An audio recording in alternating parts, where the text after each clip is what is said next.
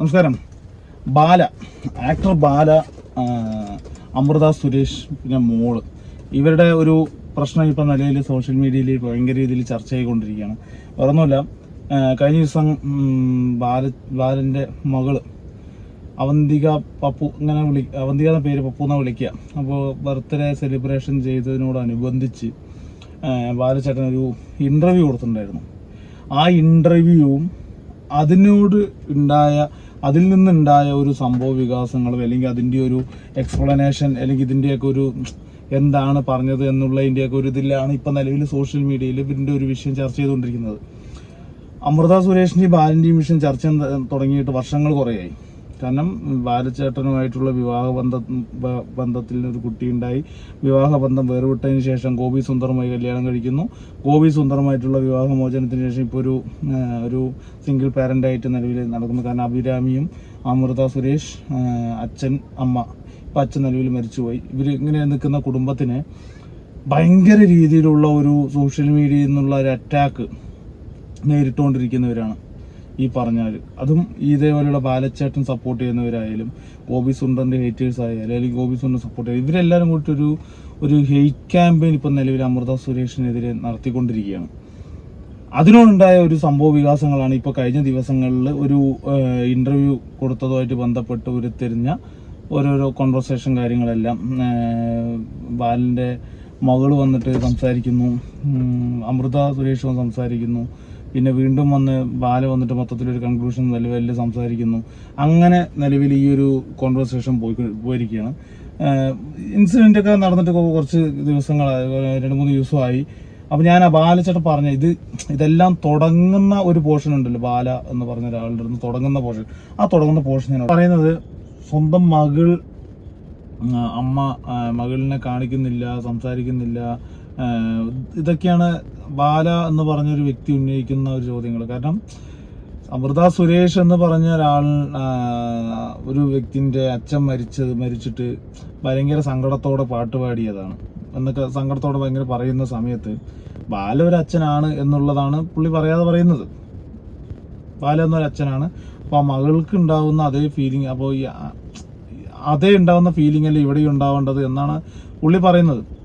പിന്നെ ഇതിൽ മെയിനായിട്ട് ഒരു ഫാക്ടർ എന്താണെന്ന് വെച്ച് കഴിഞ്ഞാൽ, ഗോപി സുന്ദർ എന്ന് പറഞ്ഞൊരു വ്യക്തി ഇതേപോലെ കല്യാണം കഴിഞ്ഞു, ഡൈവേഴ്സായി, പിന്നെ അഗെയിൻ ഒരു കല്യാണം കഴിച്ചു, വീണ്ടും അത് ഡൈവേഴ്സായി, പിന്നെ അഗെയിൻ ഇത് പോകുമ്പോൾ ഓട്ടോമാറ്റിക്കലി അതിൻ്റെ ഒരു ഹേറ്റേഴ്സും അല്ലെങ്കിൽ ഇതൊരു നെഗറ്റിവിറ്റി ആയിട്ടുള്ള ഒരു വലിയൊക്കെ നിലവിൽ സംസാരവും കാര്യങ്ങളൊക്കെ ഉണ്ടാവും. അതിൽ ഒരു കണ്ണിയാണ് നമ്മുടെ അമൃത സുരേഷ് എന്ന് പറയുന്ന വ്യക്തി. അത് പുള്ളിൻ്റെ എൻ്റയർ ഫാമിലിനെ ബാധിക്കുന്ന തരത്തിലുള്ള ഒരു കമൻറ്റും അല്ലെങ്കിൽ ഒരു സൈബർ ആക്രമണമാണ് ഇപ്പോൾ നിലവിൽ അമൃത സുരേഷ് നേരിട്ടുകൊണ്ടിരിക്കുന്നത്. ഭയങ്കര രീതിയിൽ അത് ബാലനെ സപ്പോർട്ട് ചെയ്യുന്നവരായാലും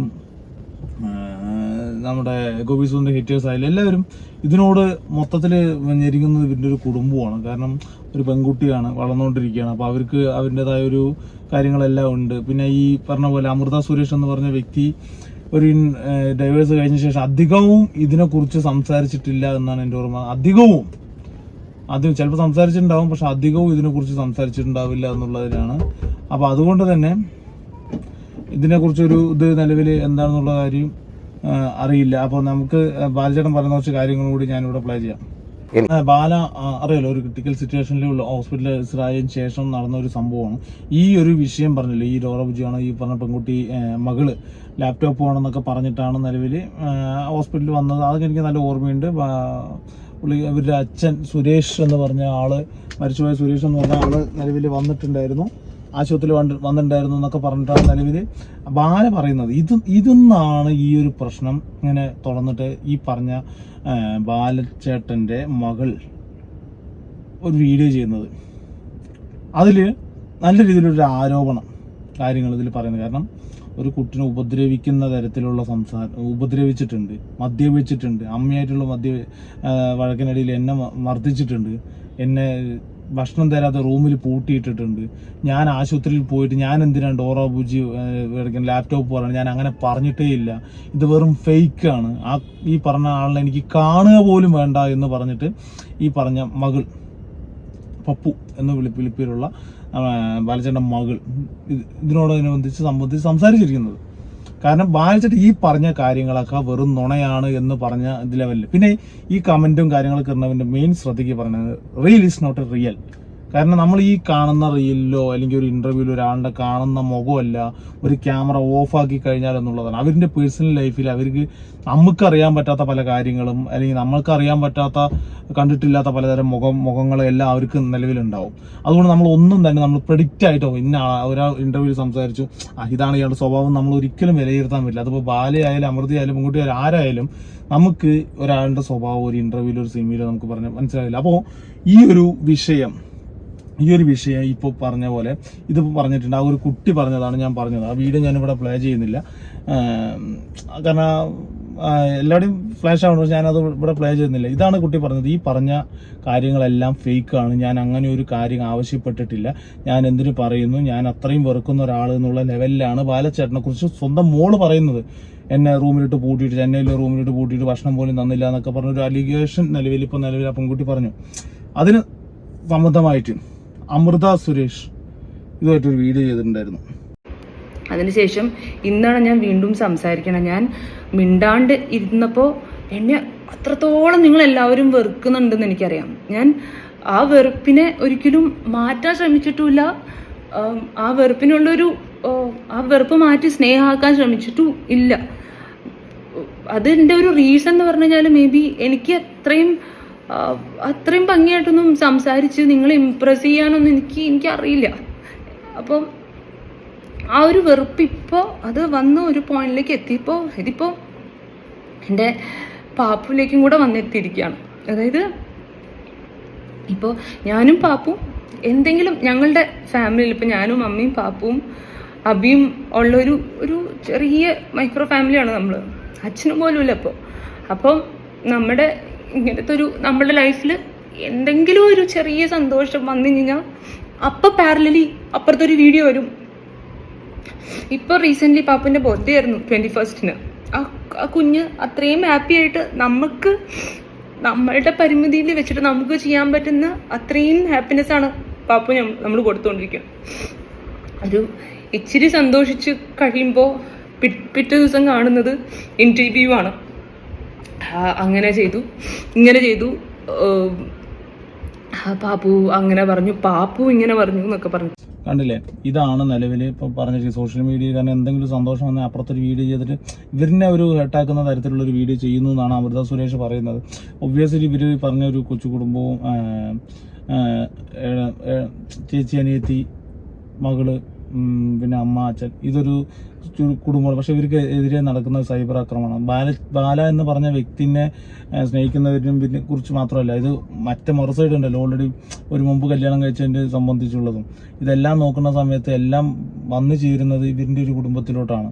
അപ്പോൾ അതുകൊണ്ട് മാക്സിമം ഇവർ ഭയങ്കര രീതിയിൽ തന്നെയാണ്. അപ്പോൾ ഞാൻ കുറച്ച് മുമ്പ് പറഞ്ഞ പോലെ ബാല ഇങ്ങനെ പറഞ്ഞ കാര്യങ്ങൾക്കൊക്കെ ഒരു മറുപടി, കാരണം ഇത്രയും കാലം സംസാരിക്കാതെ അല്ലെങ്കിൽ സോഷ്യൽ മീഡിയൻ്റെ മുന്നിൽ വന്നിട്ടൊന്നും സംസാരിക്കാതെ നിന്ന അമൃത ഇപ്പം നിലവിൽ എന്താണ് അവസ്ഥ എന്നൊക്കെ പറയുന്നത്. അതിൽ പറയുന്നൊരു കാര്യം കൂടി ഉണ്ട്. കല്യാണം കഴിക്കുന്ന സമയത്ത് ബാല എന്ന് പറഞ്ഞ ആൾ ഇഷ്ടപ്പെട്ട് കല്യാണം കഴിക്കുന്ന സമയത്ത് ഓൾറെഡി മുൻപ് ബാലചേട്ടന് കല്യാണം കഴിഞ്ഞിട്ടുണ്ടായിരുന്നു. ആ വിവരം എൻ്റെ അടുത്ത് മറച്ചു വെച്ചു എന്ന് പറഞ്ഞിട്ടൊക്കെ പറയുന്നുണ്ട് ബാല.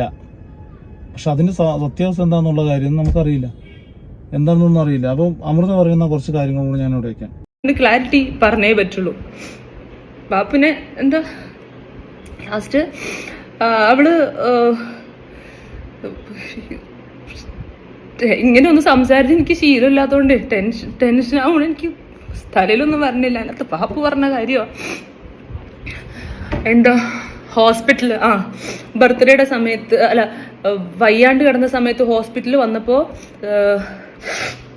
അതിനകത്ത് ഇന്നലെ വന്ന ഇന്റർവ്യൂവിൽ ബാലചേട്ടൻ പറഞ്ഞ കാര്യമാണ് ബർത്ത്ഡേ അല്ല പക്ഷേ ഹോസ്പിറ്റലിൽ വന്നിട്ട് എനിക്ക് ലാപ്ടോപ്പ് വേണം പപ്പ എന്ന് പറഞ്ഞു എന്നൊക്കെയുള്ള. അപ്പോൾ പാപ്പു അതിനെ ക്ലാരിഫൈ ചെയ്ത് പറഞ്ഞിട്ട് ഞാൻ അങ്ങനെ ഒരു സാധനം ചോദിച്ചിട്ടേ ഇല്ല, ഇത് ഞാൻ എങ്ങനെ ബ്രെയിൻ വാഷ് ചെയ്യുന്നാക്കുന്നത്. അതിനകത്ത് ബാലചേട്ടൻ ആ വീഡിയോയിൽ പറയാണ് കൂടെ അണ്ണൻ നിൽക്കുന്നുണ്ടായിരുന്നു, എൻ്റെ അച്ഛനുണ്ടായിരുന്നു. അണ്ണൻ ആ സമയത്ത് അവിടെ സിറ്റുവേഷനിൽ ഇല്ല. അണ്ണൻ എന്ന് പറയുന്നത് ബാലചേട്ടൻ്റെ ബ്രദറാണ്. ഞങ്ങൾ വന്ന് കുറേ കഴിഞ്ഞപ്പോഴാണ് ചേട്ടൻ വരണത്. എൻ്റെ അച്ഛൻ ICUവിനുള്ളിലോട്ട് വന്നിട്ടേ ഇല്ല. സുരേഷ് ചേട്ടനെ കണ്ടു എന്നൊക്കെ പറഞ്ഞിട്ട് വീഡിയോയിൽ പറഞ്ഞിട്ട് അച്ഛൻ അങ്ങനെ ഒരു സിറ്റുവേഷനിലോട്ട് വന്നിട്ടേ ഇല്ല, അണ്ണൻ അങ്ങനെ ഒരു സിറ്റുവേഷനിലോട്ട് വന്നിട്ടേ ഇല്ല. അപ്പൊ എൻ്റെ മോള് അവള് വീഡിയോ കണ്ടിട്ട് എൻ്റെ അടുത്ത് പറഞ്ഞ കാര്യം എന്ന് വെച്ചാൽ, മമ്മി ഞാൻ ലാപ്ടോപ്പ് എന്തിനാ ചോദിച്ചേ, I want to tell why is he lying. അപ്പോൾ അവളാ പറഞ്ഞത് ഞാൻ എങ്ങനെ ബ്രെയിൻ വാഷ് ചെയ്തതാവണത്. അതേപോലെ കോർട്ടിൽ കൂടെ പോളെ ഡ്രാഗ് ചെയ്ത് പിടിച്ച് നിലത്ത് കൂടെ വലിച്ചഴച്ച് കൊണ്ടുപോയിട്ടാണ് വണ്ടിയിലേക്ക് കയറ്റിയിട്ട സീൻ. ഇതെങ്ങനെ ബ്രെയിൻ വാഷ് ആവണത് എൻ്റെ മലയാളി ചേട്ടന്മാർ കണ്ടില്ലേ. ഇതിൽ എനിക്ക് മെയിനായിട്ട് പറയാനുള്ളത് എന്താണെന്ന് വെച്ച് കഴിഞ്ഞാൽ, ഫാമിലി ലൈഫ് വേറെ, സിനിമ ലൈഫ് വേറെ. ഇതിൽ പ്രധാന പ്രശ്നം ഇത്രയും ഒരു സൈബർ ആക്രമണം, ഇത് രണ്ട് പേരിൻ്റെ അടുത്തു നിന്നും വന്ന മിസ്റ്റേക്കാണോ, ഒരാളുടെ അടുത്തു നിന്ന് വന്ന മനഃപൂർവ്വമായിട്ടുള്ള മിസ്റ്റേക്കാണോ എന്നുള്ളതൊന്നും എനിക്കറിയില്ല. കാരണം ഒരു കുടുംബ ബന്ധത്തിൽ പ്രശ്നങ്ങൾ ഉണ്ടാവുന്നതും ഡൈവേഴ്സ് ആവുന്നതും സെപ്പറേറ്റ് ആവുന്നതൊക്കെ സ്വാഭാവികമാണ്. ആ സ്വാഭാവികത്തിനെ അതിൻ്റെതായ രീതിയിൽ മെയിൻറ്റെയിൻ ചെയ്യാതെ ഒരു ഓപ്പോസിറ്റിൽ നിന്ന് വന്നിട്ട് ഒരാളെ മാത്രം കുറ്റം പറഞ്ഞ് ഇവരാണ് ഇങ്ങനെ എന്ന് പറയുമ്പോൾ, ഇത് കണ്ടുകൊണ്ടിരിക്കുന്ന സോഷ്യൽ മീഡിയ ലോകത്തിന് ഇതിനൊന്നും അറിയില്ല.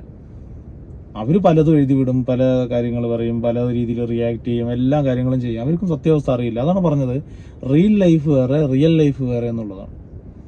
അതുകൊണ്ട് ബാലചേട്ടനായാലും ആരായാലും ഒരു പേഴ്സണൽ ലൈഫിൽ നടക്കുന്ന ഒരു ഇൻസിഡൻറ്റ് സോഷ്യൽ മീഡിയൻ്റെ മുന്നിൽ വന്ന് തുറന്നു പറയാതിരിക്കുക. കാരണം എലിസബത്ത് എന്ന് പറഞ്ഞ ഒരു വ്യക്തി ഇപ്പം നിലവിൽ ഇപ്പോൾ എല്ലാവരും ഇപ്പോൾ ബാലചേട്ടനെ അനുകൂലിച്ചൊന്നുമല്ല പറഞ്ഞത്, എല്ലാവരും ഇതായിട്ടാണ് പറയുന്നത്. കാരണം ഇങ്ങനെ ഒരു സംഭവം നടന്നിട്ടില്ല, ഇൻസിഡൻറ്റ് ഉണ്ടായിട്ടില്ല എന്നുള്ള ലെവലിലാണ് ഇപ്പോൾ നിലവിൽ സംസാരിക്കുന്നതല്ല.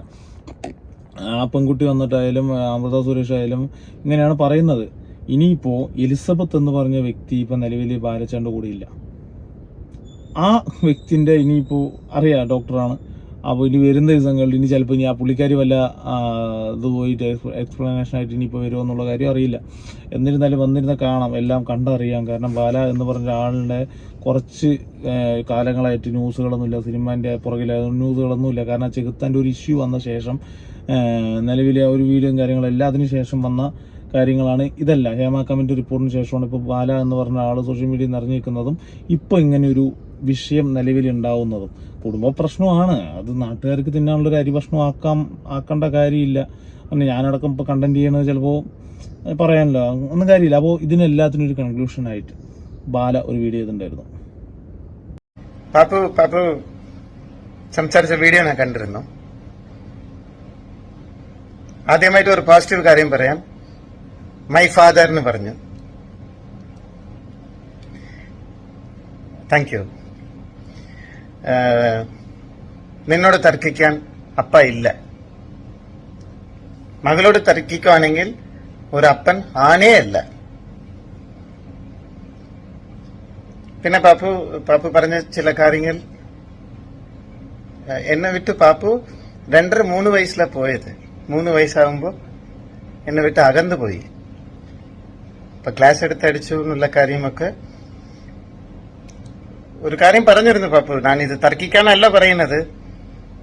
5 ദിവസം വീട്ടിലിരുന്നു, അന്നം കൊടുത്തിട്ടില്ലെന്ന്. പാപ്പു ഇത് തർക്കിക്കാനില്ല, ജയിക്കാൻ പറ്റും. ഇന്ന് ഞാൻ തോറ്റു കൊടുക്കുക, നീ ജയിക്കണം. വാക്കായിരിക്കും പാപ്പു. നിന്റെ വീഡിയോ മുഴുവൻ ഞാൻ കേട്ടു. ഇഫ് യു ലവ് മീ, ഇനി എന്നോടും എന്റെ കുടുംബത്തോടും ബന്ധപ്പെടില്ലെന്ന് പറഞ്ഞു. ഞാൻ വിചാരിച്ചു ഞാനും നിന്റെ കുടുംബം എന്ന്.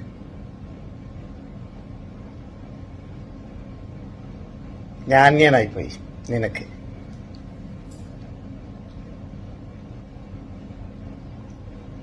പക്ഷെ ഒരു വാക്ക് മാത്രം പാപ്പു ഇന്ന് ഞാൻ പറയാൻ, ഇനി തൊട്ട് ഞാൻ വരില്ല.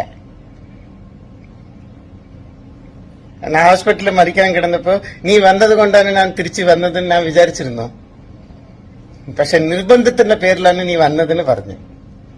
അത് അന്നെ എന്റെ അടുത്ത് മുഖം നോക്കി പറഞ്ഞിരുന്നെങ്കിൽ. ഇതാണ് നിലവിൽ ഇപ്പോൾ ബാലചേട്ടൻ പറയുന്നത്. കാരണം എന്താണ് ഇതിന്റെ ഉള്ളിൽ കിടന്ന് പോഞ്ഞുകൊണ്ടിരിക്കുക എന്നുള്ള കാര്യം അറിയില്ല. ആരാണ് ആരിനെ വെള്ളപൂശാനാണെന്നുള്ള കാര്യം അറിയില്ല. കുടുംബ പ്രശ്നമായിട്ട് കാണാം. സോഷ്യൽ മീഡിയയിൽ നിന്ന് വന്നിട്ട് ഇതൊന്നും കടന്ന് ഇതാകുന്നൊക്കെ എന്തെങ്കിലും ഉണ്ടെങ്കിൽ ഡയറക്റ്റ് വിളിച്ച് സംസാരിക്കാനുള്ള ഒരു ആക്സസിബിലിറ്റി എല്ലാവർക്കും ഉണ്ട്. അപ്പോൾ സംസാരിക്കുക, ചുമ്മാ ഇത് ഒരു സോഷ്യൽ മീഡിയയിൽ ഇട്ട് ഇത് വെറുതെ ഈ പല്ലിൻ്റെ അടിയിൽ കുത്തി നാറ്റിക്കുന്ന ഒരവസ്ഥയാണ്. അതുകൊണ്ട് ഫാമിലി ലൈഫ് വേറെ, സിനിമ ലൈഫ് വേറെ, അവർ രണ്ടിനും രണ്ടായിട്ട് കൊണ്ടുപോകാൻ പഠിക്കുക. അല്ലാന്നുണ്ടെങ്കിൽ ഒരു ഫാമിലി ലൈഫിലുള്ള എല്ലാ പേഴ്സണൽ കാര്യങ്ങളും പബ്ലിക്കായിട്ട് ഇടുന്ന സമയത്ത് അത് പബ്ലിക് എങ്ങനെ ഏറ്റെടുക്കും, അല്ലെങ്കിൽ നമുക്കതെങ്ങനെ എഫക്റ്റ് ആകുന്നുള്ളൊരു ബോധം ആദ്യം ഈ പറഞ്ഞ കൂട്ടർക്ക് വേണം. അല്ലാത്ത പക്ഷം ഇതിങ്ങനെ കിടന്ന് പുകഞ്ഞുകൊണ്ടിരിക്കും, സൈബർ ആക്രമണത്തിന് വിധേയമായിക്കൊണ്ടിരിക്കും. അതുകൊണ്ട് ആരുടെ ഭാഗത്തു നിന്നാണ് ഇങ്ങനെയൊരു ആക്ടിവിറ്റി ഉണ്ടാവുന്നത്, സോഷ്യൽ മീഡിയയിൽ വന്നിട്ട് ഇങ്ങനെയുള്ള പേഴ്സണൽ കാര്യങ്ങൾ പറയുന്നത്, അത് മാക്സിമം അവസാനിപ്പിക്കുക. ഫാമിലി ലൈഫ് വേറെ, സിനിമ ലൈഫ് വേറെ.